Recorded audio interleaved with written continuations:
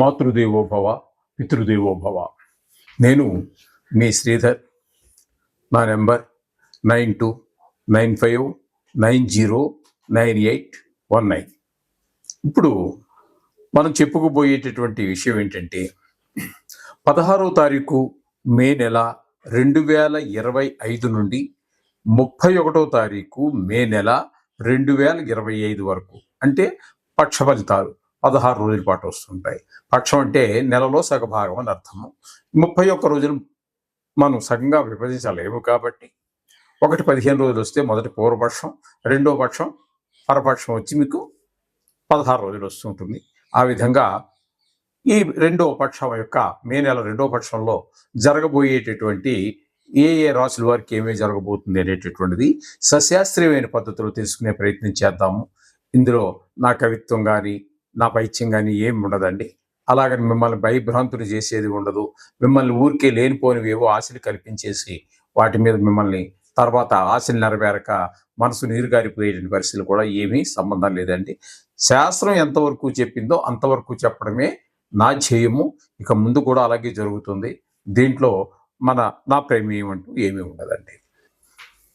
మిథున రాశి వారికి 16వ తారీఖు మే నెల 2025 నుండి 31వ తారీఖు మే నెల 2025 వరకు, అంటే పాక్షికంగా దీన్ని పక్ష ఫలితాలు అంటారు. ఈ పక్ష ఫలితాలు ఈ మిథున రాశి వారికి ఏ విధంగా ఉన్నాయి సశాస్త్రీయమైన పద్ధతిలో తెలుసుకునేటటువంటి ప్రయత్నం చేద్దాము. వీరికి మిథున రాశి వారికి జన్మంలోనే గురువు యొక్క సంచారం జరుగుతున్నది. జన్మంలో గురువు యొక్క గోచార సంచారం శుభ ఫలితములను ఇవ్వజాలదు.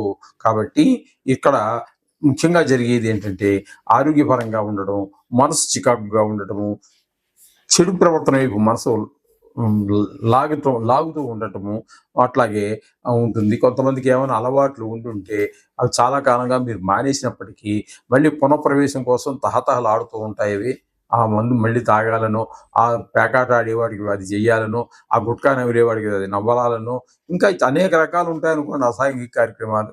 ఇంతకుముందు ఏవైతే అలవాటు ఉన్నాయో చాలా కాలంగా మానేశారు. మరి కానీ అటువైపు మళ్ళకుండా మాత్రం మళ్ళీ జాగ్రత్తగా చూసుకోవాల్సినటువంటి పరిస్థితి ఈ గురువు యొక్క జన్మల్లో సంచారం వల్ల. ఇక ద్వితీయంలో కుజుని యొక్క సంచారం తీసుకున్నట్టయితే ద్వితీయంలో కుజుని యొక్క సంచారం ముఖ్యంగా ఆదాయం తగ్గుతుంది. ఇకపోతే మాటలో కఠినత్వం పెరుగుతుంది. ఎలా అంటే అలా మాట్లాడతాము.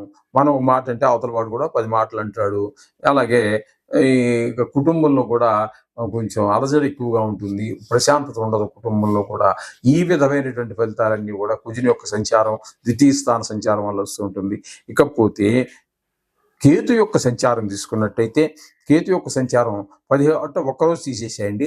17వ తారీఖు నుంచి మొత్తం మీకు ఈ 15 నెలాఖరు వరకు, అంటే 15 రోజుల పాటు ఈ పక్షం రోజులు కూడా మీకు కేతు సంచారం వల్ల అందరి సహాయ సహకారాలు, ఉద్యోగ స్థలంలో, వ్యాపార స్థలంలో, స్కూల్లో చదువుతున్నారు అక్కడ, లేకపోతే ఇంట్లోనే కూర్చున్నారు ఇంట్లో వాళ్ళు, వీళ్ళంతా కూడా ఇంట్లో బయటికి వెళ్ళి సంపాదించారు అంటారు. అయ్యో కూర్చుని ఆయన బంగారంలో తిను, నువ్వు ఉండి పెడతానులే అంటారు. అలా శుభ్రంగా తింటూ హాయిగా రెస్ట్ తీసుకుంటూ ఉండండి. మనసా వాచా కర్మణ అన్ని రకాలుగా మీకు సహాయ సహకారాలు అందిస్తారు.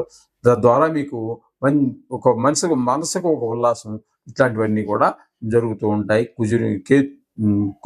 కేతు యొక్క తృతీయ స్థాన సంచారం వలన.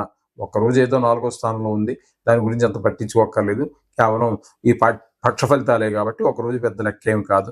ఇక పోయినట్టయితే భాగ్యస్థానంలో రాహు యొక్క సంచారం జరుగుతోందండి. రాహు యొక్క సంచారం భాగ్యస్థానంలో శుభ ఫలితములను ఇవ్వజాలడు.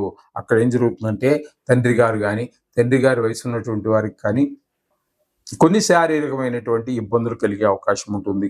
అలాగే దానాలు ధర్మాలు ఏవో చేయాలనుకుంటారు, గుడికి వెళ్ళాలనుకుంటారు, యాత్రలు చేయాలనుకుంటారు. ఏవి కూడా సాధ్యపడేటటువంటి పరిస్థితి కాదు. అలాగే మీకున్నటువంటి వాహన సౌఖ్యం ఇట్లాంటివి ఉన్నాయి. ఇల్లు ఉంది, వాహనం ఉంది, కారు ఉంది, అన్నీ ఉన్నాయి. టైంకి ఎక్కడికో వెళ్ళాలనుకున్నప్పటికీ అవి ఏవో పీచి పెడతాయి, ఏవో చిన్నపాటి రిపేర్లు వస్తాయి. ఇంకేం చేయలేక గతి లేక వాళ్ళను ఒకరో ఏదో మాట్లాడుకుని బయటికి వెళ్ళటం, ఇట్లాంటి పరిస్థితులన్నీ ఏర్పడేటువంటి అవకాశం మనకు భాగ్యస్థానంలో రాహు సంచారం వల్ల జరుగుతుంది. ఇకపోతే శుక్ర భగవాన్ యొక్క సంచారం జరుగుతోంది. దశమిలో శుక్ర భగవాన్ యొక్క సంచారం ద్వారా చాలా సుఫలితాలన్నీ ఉంటాయండి. భార్యాభర్తల మధ్యన అనురాగము, అలాగే లలిత కళ ఎందు ప్రవేశం ఉన్నటువంటి వారికి మరొక అవకాశము, మరింత మెరుగైన అవకాశము, అట్లాగే ఆ, షేర్ మార్కెట్లో పెట్టుబడి పెట్టే వారికి, టీవీ రంగంలో ఉన్నటువంటి వారికి, సినిమా రంగంలో ఉన్నటువంటి వారికి, సోషల్ మీడియాలో ఉన్నటువంటి వారికి కూడా చాలా అనుకూలమైనటువంటి ఫలితాలన్నీ కూడా శుక్ర భగవానుడు అందిస్తూ ఉన్నాడు. అలాగే శని భగవాన్ యొక్క సంచారం కూడా దశమ స్థానంలో జరుగుతుంది. ఆయన వలన ఉద్యోగ స్థలంలో, వ్యాపార స్థలంలో, ఉద్యోగంలో చికాకులు, వ్యాపారం అయితే వ్యాపారం, ఉద్యోగం అయితే ఉద్యోగం, ఇంకా వ్యాపారంలో రకరకాల అక్కడే ప్రాబ్లమ్స్ ఉంటాయంటే అక్కడ ఉండే ప్రాబ్లమ్స్ అక్కడ ఉంటాయి. ఏ ఇన్కమ్ ట్యాక్స్ వాడో, ఏ సేల్ ట్యాక్స్ వాడో, లేకపోతే ఫుడ్ ఇన్స్పెక్టర్ మీద పడతాడు, వాడి చందా ఏదో వసూలు చేసుకుని పోతూ ఉంటారు. ఇలాంటి చికాకులు కొన్ని కలిగే అవకాశం ఉంటుంది శని భగవానుడు దశమ స్థానం వల్ల. ఇకపోతే మీరు ఎంత పని చేసినా మిమ్మల్ని మీ బాస్ మెచ్చుకునేటువంటి పరిస్థితి కనబడదు. ఈ విధమైన ఫలితాలని శని భగవాన్ యొక్క దశమ స్థానం ప్రభావం. ఇకపోతే ఏకాదశ స్థానంలో బుధుని యొక్క సంచారం ఒక 5 రోజులు, తదుపరి 10 రోజుల పాటు వ్యయంలోనూ సంచారం జరుగుతుంది. ఇక్కడ బుధుని యొక్క సంచారము ఏకాదశ స్థానంలో జరిగేటటువంటి 5 రోజులు మాత్రం చాలా చక్కటి ఫలితాలన్నీ కూడా ఉంటాయి మనకి. బుధుని యొక్క సంచారము వ్యయంలోకి వచ్చాక మాత్రము కొంచెం ఇబ్బందికరమైనటువంటి పరిస్థితులు ఉంటాయి. డబ్బులు ఖర్చు అయిపోవటము ఇట్లాంటివన్నీ ఉంటూ ఉంటాయి. కలత నష్టాలు, కారాగారాలు, ఎందుకంటే కొన్ని కోట్ల మందికి సంబంధించినవి కాబట్టి. లేకపోతే వ్యాపారంలో వ్యాపారకారకుడు ఏదో దానిలో కల్తీ చేశాడు, ఆ ఫుడ్ ఇన్స్పెక్టర్ పట్టుకున్నాడు, తీసుకెళ్ళి వాడు ఏదో కేసు బుక్ చేస్తే జైలు పడింది శిక్ష. ఇట్లాంటి అవకాశాలు కూడా లేకపోలేదు. దశమ వ్యయ స్థానంలో బుధుని యొక్క సంచారం వలన.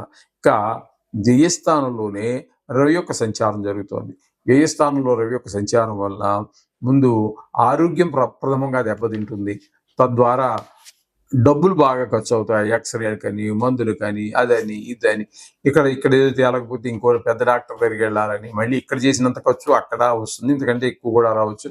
అలా 2-3 హాస్పిటల్ తిరగడం, డబ్బులు ఎక్కువ ఖర్చు అవటం, ఈ విధంగా అంటే జబ్బు అది ఏ విధమైన జబ్బు అనేది తెలుసుకోవడానికే చాలా ఖర్చు అయ్యేటువంటి అవకాశం ఉంటుంది. తేలిక కూడా మందులకి వాటికి అనేక ఖర్చులు ఉంటాయి. కొంచెం అనారోగ్యాలు ఎక్కువగా వచ్చేటువంటి అవకాశం ఖచ్చితంగా గోచరిస్తూ ఉంది. అంచేత కొన్ని గ్రహాలు మనకు అనుకూలత చూపించినా, కొన్ని గ్రహాలు ప్రతికూలత చూపించినప్పటికీ కూడా మొత్తం మీద ఈ నవగ్రహ ఆరాధన చేసుకోవటం అనేది ఉత్తమోత్తమం, అందులో సందేహమే లేదు. శుభం భూయాత్.